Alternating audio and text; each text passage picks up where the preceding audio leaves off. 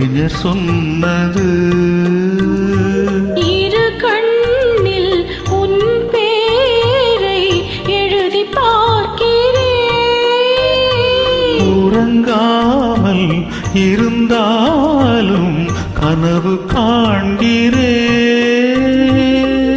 எந்த நாளும் எந்தன் ஜீவன், எந்த நாளும் எந்த ஜீவன் நீ